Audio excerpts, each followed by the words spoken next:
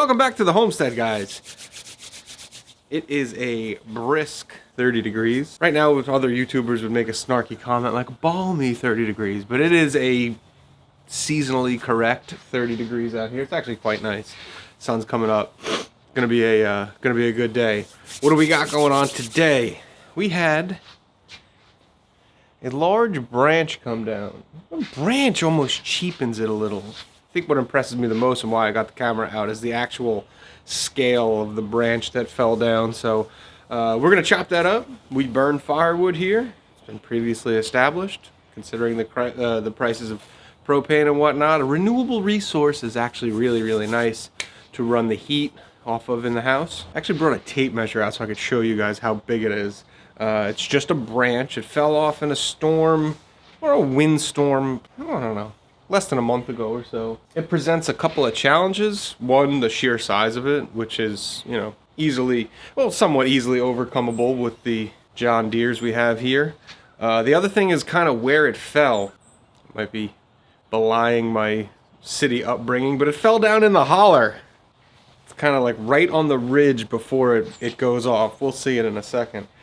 So that's going to be a little bit interesting. I'm going to probably chain stuff up before I cut it, maybe, if I can, to prevent it from going down. Even if it goes down, we can use the power of hydraulics and lift it up out of there. I'd rather not, though. Because it's been like, I don't know, a week since I got poison ivy. So, you know, might as well get it again. It's one thing they don't tell you when you get a homestead, or at least a heavily wooded homestead, how many times a year you're going to get poison ivy. I think I'm on my 5th time this year. Long sleeves, and I wash with Dawn. And this time, last infection was particularly insidious. It was not good. Still not good. So I'm going to try to avoid really getting into the weeds, no pun intended, in yanking this thing out. Enough talking.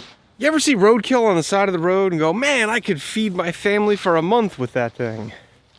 I mean, I haven't. I'm asking you if you ever have. We heat with wood here. And this is what fell. It came from right above us.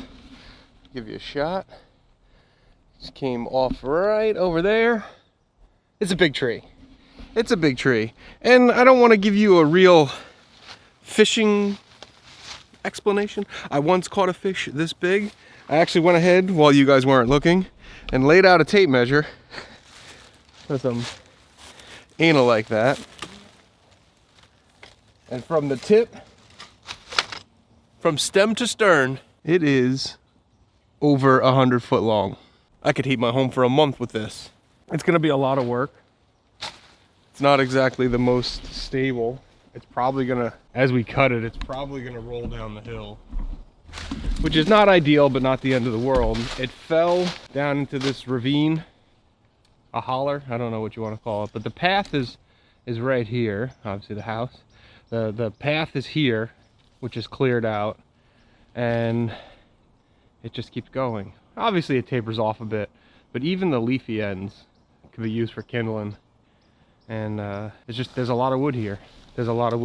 You could see how heavy it is. I don't know if you guys can see that. Let's get a little lower. Of the thump it dropped. This is every bit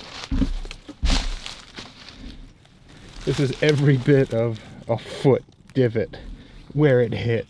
Thump. Oh, that's me, that's my foot, normal human-sized foot.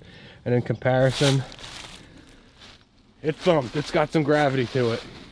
And it just keeps going, and it gets wider at the end. It kind of goes off that way. I don't know what kind of tree this is. I have no idea. I did grow up in Brooklyn. Every tree is an oak or a sycamore or an elm tree. I have no idea. I mean, I'm sure with more time, you know, doing this, I'll figure out what these trees are. Oh, it's not a pine. So if it's not a pine, it's going in the fireplace. It's too crooked to mill down. You see all these other guys on YouTube like, oh, we'll get the mill and we'll make some wood. It's too crooked for that. Oh, and I don't have a mill. A lot of talking this morning because I'm still formulating a plan in my head. I don't think it's prudent to just start hacking at it. Probably what I'm gonna end up doing. Anyway, got the war wagon all loaded up. rigging stuff, chainsaw stuff, safety stuff. I know I'm inviting, I don't know, hundreds. That would be great. I wish I had hundreds of views. Lots of comments about chainsaws and chainsaw safety and this and that. I'm gonna run it. Got my chaps, got my ear pro. Might actually wear gloves today because I don't want poison ivy again. And I don't think there's anything left to do it, but just to do it. Here's to not getting hurt, right?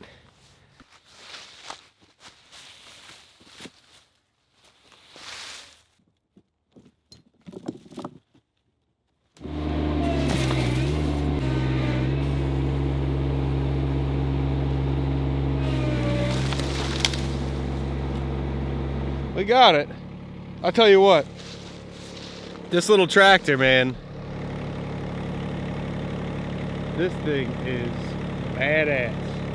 I shouldn't say that. This thing is a mule. I'm not tractor time with Tim. I don't name my tractors, but if I did, this would be the mule. This thing is astonishing how much you can pull. I don't know. 24 horsepower, nice wide footprint, knobby tires, weighted tires. We'll get to that a little bit later. And it just pulls. It'll pull anything. So let's get this thing cleaned up, this first part out of here, and keep going.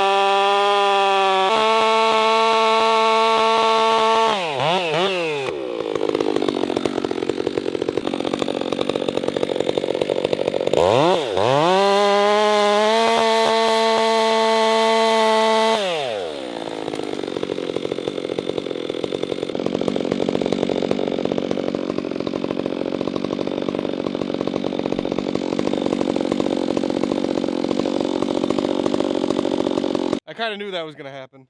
I don't know how I'm going to get that out of there.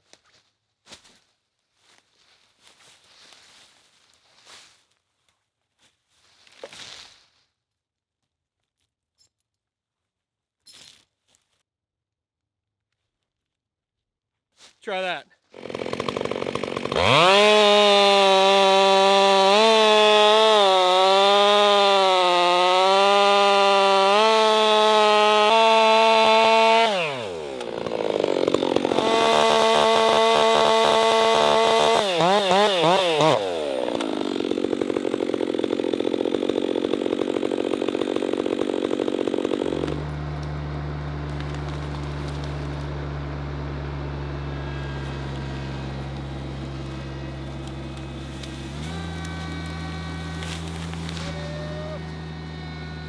That was close. You guys almost caught it. I gotta see the footage, but from my point of view, it was coming right for you.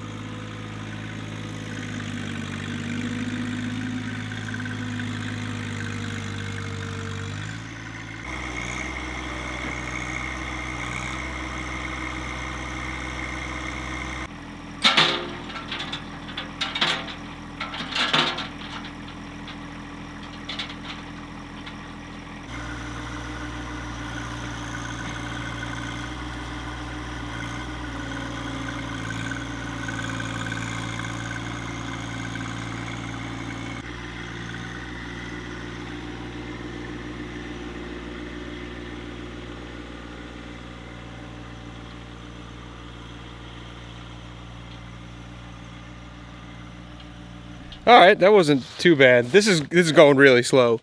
It's got nothing to do with you guys. It's just going slow. I don't know. The hill is presenting more of a problem than I thought it was going to. Slow is safe, right? Slow and safe. Had that first one go down a hill. That one came up. The old 1025 pulled that log. I don't know what you guys were able to see. Pulled that log right up out of here. So if I knew how to time lapse, I would time lapse you, but I'm not gonna. So I'll bring it back in case anything else happens.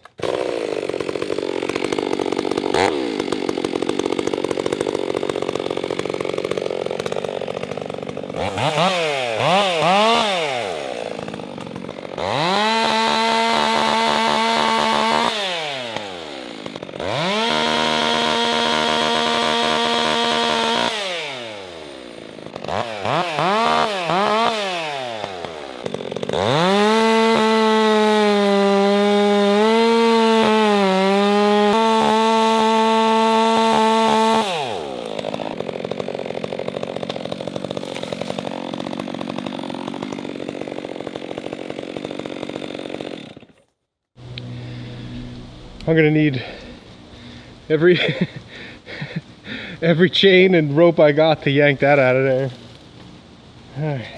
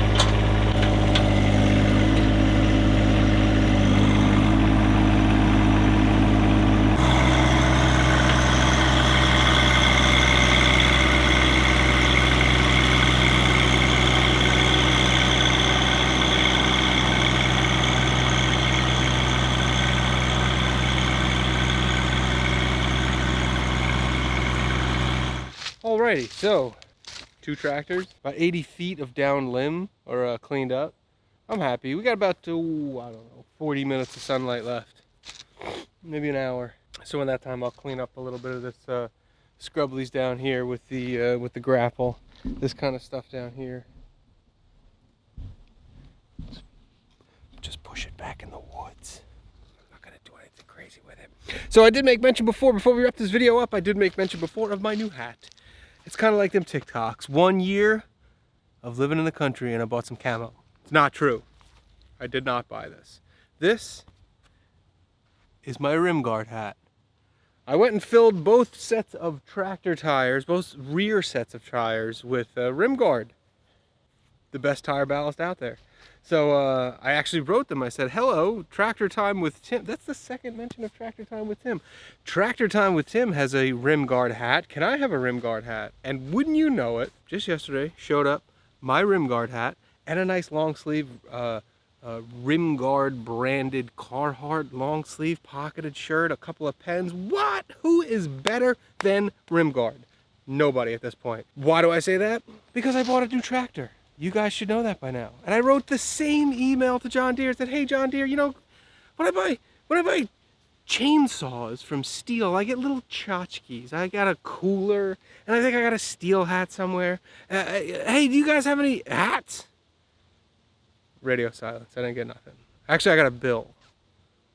I did get this month's bill for that tractor. So, shout out to Rim Guard, who appreciates their customers. I appreciate their product. If you're in the market for tire juice, don't use windshield wiper fluid. Just don't. Don't use salt water. Don't use alcohol. As a matter of fact, on that tractor, it says right in the manual, don't use it. Don't use all those other things. It doesn't say rim guard specifically, but come on. You spent all this money. Safety first, something you have to do. go ahead and get yourself some rim guard. I'm tired of saying rim guard. Guys, thanks so much for watching. I really appreciate it. I got a little bit more cleanup to do, and you guys are just getting in the way. I almost creamed you over there. That was pretty wild. That was as close as I've ever come to smashing a camera. Thanks so much for watching. I'll catch you on the next one.